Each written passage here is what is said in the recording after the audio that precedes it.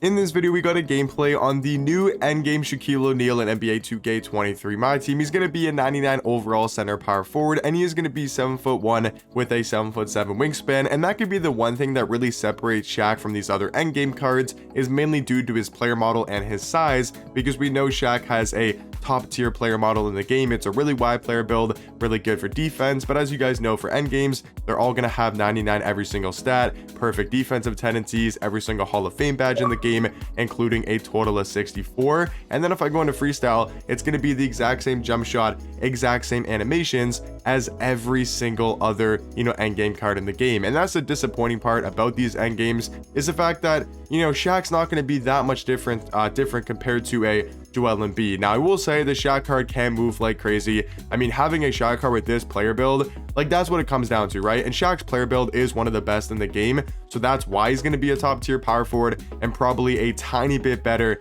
than a card like a Joel Embiid or a maybe even D-Rob. It's just because of his size and his player model, but I don't think it's going to make too big of a difference where it's like, noticeable that Shaq is much better than Joel Embiid. I just do think it's going to make a slight bit difference. But yeah, I mean, big shout out to Ration, I will say as well. That's the account that I'm on right now, so I want to give a massive shout out to him for letting me go on his account and try out this endgame Shaq card. He was lucky enough to pull him. I'll also leave a link to his Twitch and his Twitter down below, so you guys can go make sure to check those out. But now let's hop into the Shaquille O'Neal gameplay and let's find out what the endgame Shaq card can do. Good take there by Shaq for the contested layup to start off the ball game. My opponent, man, is going to have such a hard time trying to guard Shaq with James Worthy as his power forward. I mean, you're going to need at least a 7-foot power forward, a guy that's an elite defender, to be able to guard Shaq. And good defense there from Shaq on the first play. Look at him running the floor, as well as that is not a great pass. Gonna throw that turnover. But like I said, the one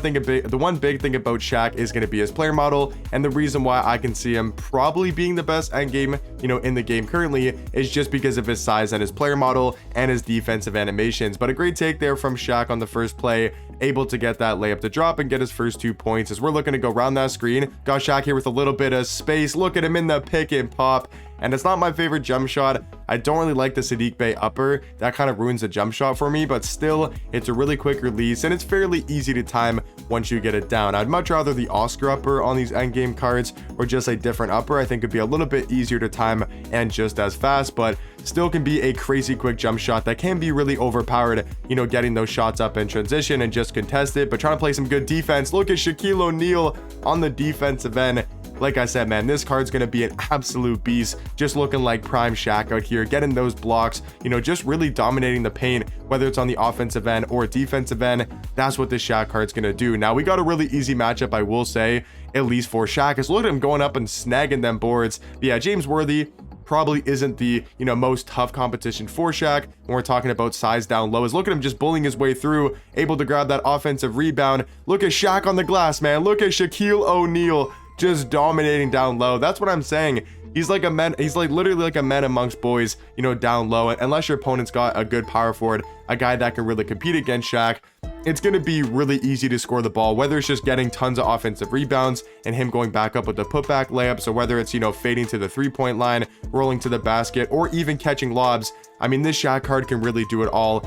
And I do think he probably is the best power forward in my team. I think it's a close debate between him and Manute Bol, because it's hard to really compare any card to Manute just because he's 7'7" and he's like a freak of nature at power forward.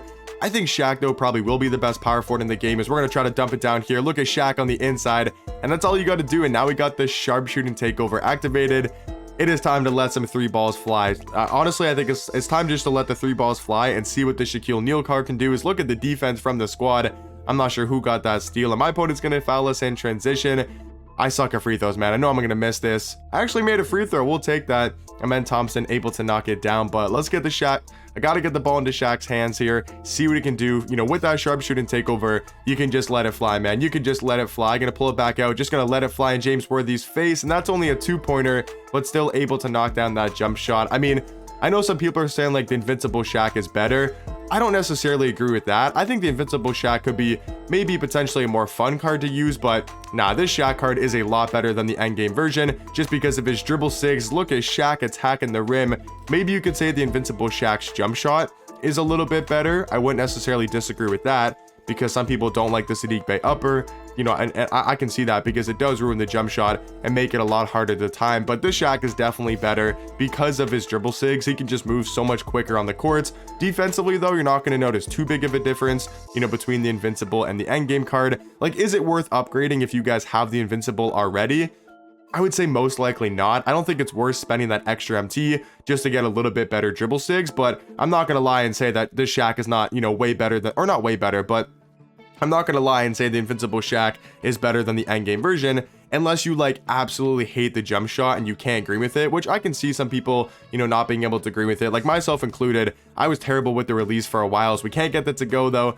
Gotta be smarter with our takes. I've honestly been taking some bad looks here on the offensive end, but unless you're like, you can't green his jump shot to save your life, unless you're like that, and you just hate the Sadiq Bey upper with the KPJ base, I mean, this endgame version is going to be a ton better. So look at us just pulling up here with Shaquille O'Neal able to knock it down. The fact that this Shaq card can move like a guard, he's got a guard level jump shot, he's such a good defender. Like, easily the best thing about Shaq has to be his defense and just his ability to fly across the court. Good contest there on James Worthy. Another great contest there for Shaq. I mean, he can block shots, he can rebound, he gets such good contests. Look at him spacing out to the 4-point line, and having Shaquille O'Neal able to do that is what makes him so overpowered and so glitchy. His ability to space out, you know, space out the floor, knock down fours, knock down threes, and just give your team more spacing with a Shaq card is why I do think he's going to be probably the best power forward in the game. He can snag boards, he can defend against most power forwards and most centers in the game. I mean, this card, he's just going to be absolutely ridiculous as my opponent's going to foul us. But let me know in the comment section down below, what do you guys think about this endgame Shaq card?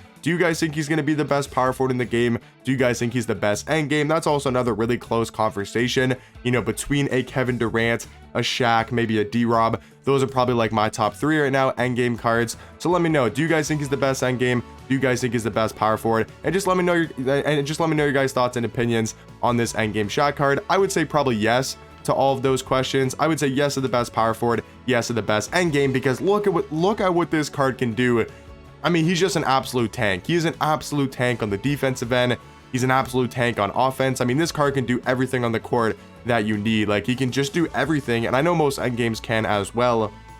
But I think having that size and that player model with a guy like Shaq is going to be really helpful. Like, I don't think you notice it until you're in game and you realize actually how big Shaq's player model is and how much it really helps him out on defense. Once you realize that and you see it in game for yourself, it really does make a difference. As we can't knock that down though, got to be able to green those threes if you're wide open, but still 26 points and 5 rebounds for Shaq and really just dominating on defense.